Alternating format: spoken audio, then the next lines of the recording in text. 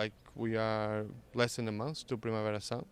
3 weeks, right? 3 weeks, yeah. 3 weeks. And so we're in Barcelona, so quite excited about it. And you that have a strong relationship with the festival since, I don't know, ever, and now with the radio and everything that you've been doing in the music territory. So these 3 weeks until the festival, how excited are you about the upcoming lineup and the things that we'll see and experience during these days? Well, imagine, as Primavera Sound's official radio coordinator for the English channel, these 3 weeks are incredible because we're learning new surprises on a daily basis. Today we just found out that there's a stage where fans could choose the lineup, and the lineup just for that stage is like a festival in itself. Okay. From like it's not Sean and Knife. Sean and Knife are playing a normal stage, but there's all these like really cult, difficult bands that you wouldn't see otherwise, that they're bringing them back. They're going to be playing the festival, and that's something that for us as a radio station, it creates a lot of content. Those are a lot of songs to play. It's motivating to get new listeners excited about bands that are going to be happening at Primavera Sound. So generally the excitement is triple this year because we get to excite other people with our work. And even with the radio was like an approach to don't do just one festival only a couple of days a year, but also to expand the activities of the festival through the year. And the radio is something that is really strong in that way, how to be connected with your audience during all the year is something exactly really important. It's a way to keep the relationship, shall we say, ongoing with festival goers. Primavera Sound, if there's a festival that deserved the radio, it's Primavera Sound because it's been the festival. It's a curator festival. It's a festival which other festivals look to see what the trends are going to be for the next years in entertainment, in underground subversive bands. I don't know a single promoter or agent or someone from the music industry that doesn't try to come to Primavera or studies it closely, right?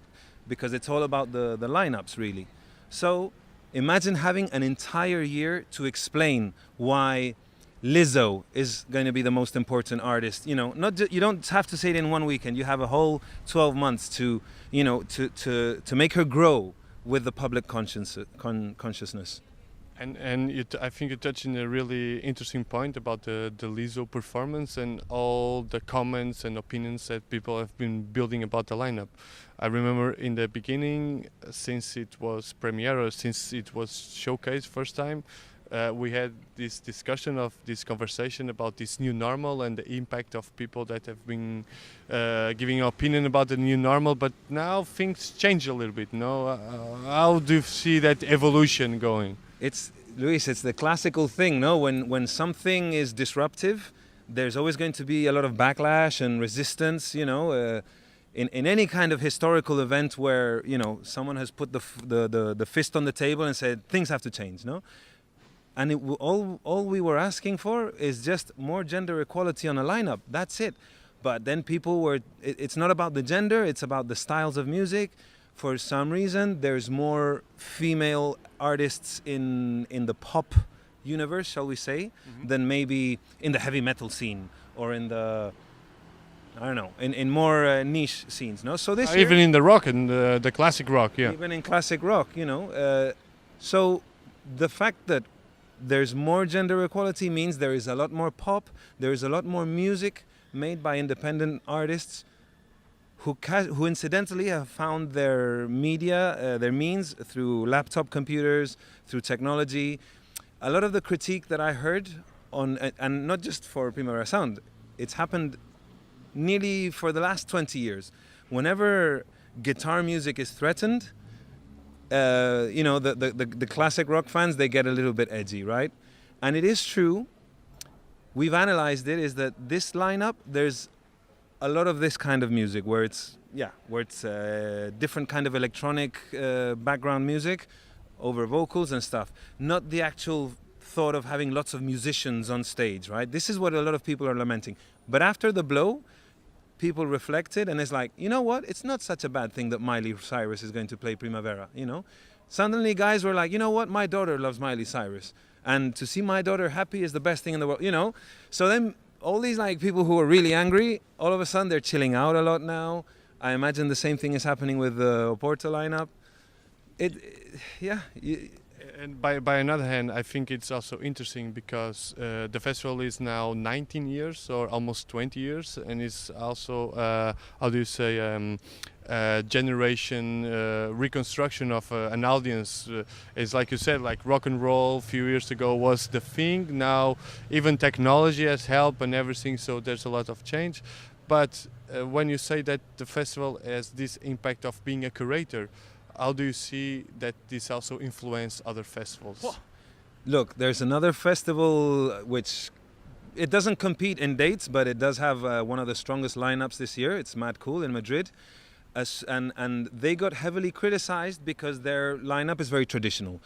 Smashing Pumpkins, Vampire Weekend, you know, all the classic indie or all the classic guitar bands, and a very small percentage of female-driven acts. And especially a very low representation of the music that the younger generations are really excited about. Trap, reggaeton, more urbano sounds. I think it was a month or two that passed after they were, you know, they're doing okay with ticket sales. Boom, they announced an extra date where Rosalia's headlining, and it's all urban sounds. And this was in months, you know. Usually a festival, when they have to announce a lineup, they can't like make many changes, you know. They can just add a few names here and there, but all of a sudden it's like, you know what? An entire new extra day, like a warm-up day, and it's like that, like kind of like a new normal lineup, you know. And it's like, this is a good thing, you know. They're taking an initiative from Primavera Sound, maybe, or the global tendency. In the United Kingdom, I think they're also taking note, and a lot of festivals are quickly trying to, you know, add more names where there's more female presence. It's all a good thing. And I think we're almost at the end, but for you personally, what are you really looking forward to see this year? I am so stale. Interpol. That's a classic. That's a classic, you know, but that's me, the fanboy. Obviously Stereolab, Lizzo, obviously. Of the newer stuff, Peggy Gou. Okay. Peggy Gou. I'm really in love with her music right now, and I think it's going to be a perfect kind of DJ set. I'm not sure if she's doing a live or DJ. I don't know what she's going to be doing, but you know, as long as she plays two of the songs that are, you know, very popular at the time. I hate it when DJs come and they don't play their own remixes or their own songs, you know. Fair enough. and by another hand, like, final question, and having you like a huge responsibility in the radio project and in the radio daily activities, what can we expect? You already talked a little bit of that in the beginning, but what can we expect from the radio scene during the festival this year? Well, it's what you'd expect from an official festival's radio side. You know, we're going to be 24-hour streaming. A lot of it will be live streaming with all our collaborators chipping in, having their little sections. Obviously, we're going to have be offering live performances, and also when you play them the next day, reliving them. So just expect the best of Primavera Sound on audio, and also some of it on video stream. Okay, so Johann, thank you very much. I Thank think it was a nice conversation, 2 hours stream. Thank you.